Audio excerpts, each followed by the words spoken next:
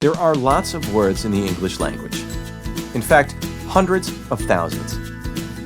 By the age of 5, most of us will have learned about 2,000 of them. So when do we start collecting these words? Well, pretty much as soon as we're born. First, we make noises, laugh, fuss, giggle, cry and babble, all to get our point across. Then, we begin to collect words from our parents and others around us and add them to our vocabulary.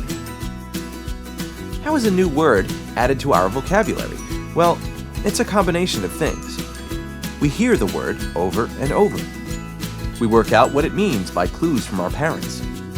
And between 1 and 2 years of age, we begin to try and say the word. Over time, with repetition and practice, the word gets added to our collection. Once we have 50 to 100 spoken words, we begin to combine them. We keep learning new words and how to use them together in more sophisticated ways. By the time we're 5, we sound rather grown up. But what happens when something hinders that process? In this video, we're going to talk about learning language, when and how to intervene if you're beginning to worry about a child's language development, and the difference between speech and language. Let me introduce you to Trevor. His story of learning to communicate is a little different because he has special needs. Trevor loves being with his parents and others, and through these interactions, he begins to learn how to communicate. He uses different sounds to tell what he likes and dislikes. He also makes other noises when people talk to him. As the months go by, Trevor does more. He starts babbling and reaching out for things, as well as pushing them away. His mother sees that. Just like his big sister, he's starting to really communicate. Everything he's learned up to this point has been studied and documented by researchers.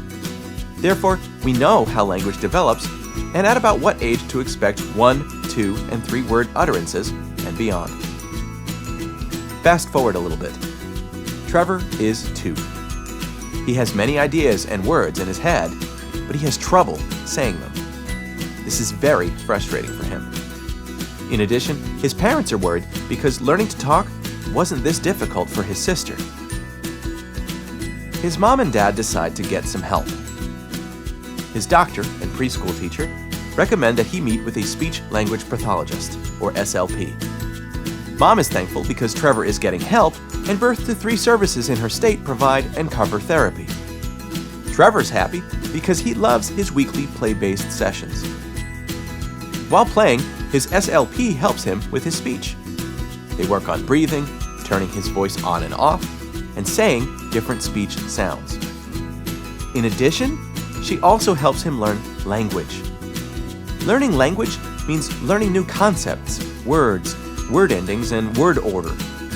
You might think that language and speech are 2 words for the same thing, but they're really not.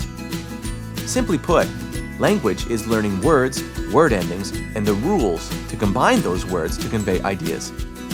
Language can be spoken, written, signed, or produced with symbols. Speech, on the other hand, is the physical act of pronouncing the words of language using your breath support, vocal cords, tongue, and lips. Speech, then, is just one of many ways we produce language. Typically, children use speech to learn language. If a child has difficulty speaking, this can impact language learning. Imagine a toy train set. It has many different sizes and colors of train cars that can be connected in a variety of ways. However, in order for the train to get anywhere, it needs a track.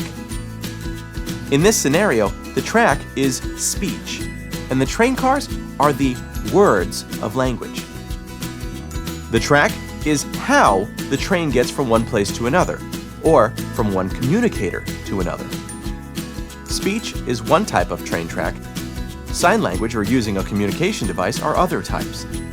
The track may be different, but the train cars are nearly the same. Back to Trevor.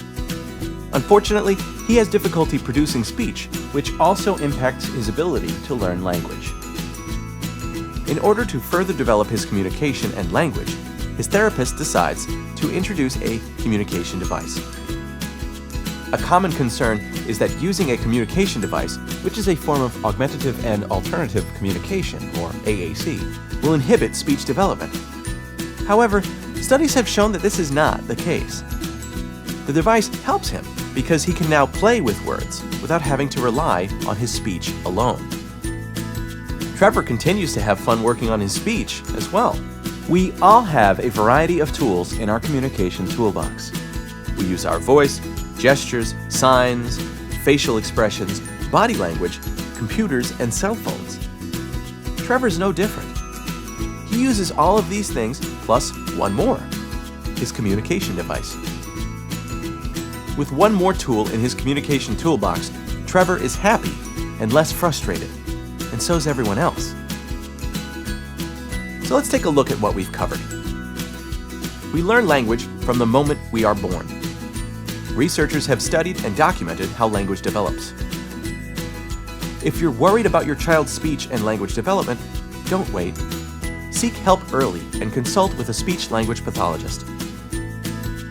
Language is made up of words, word endings, and word order. Speech is one way to convey language.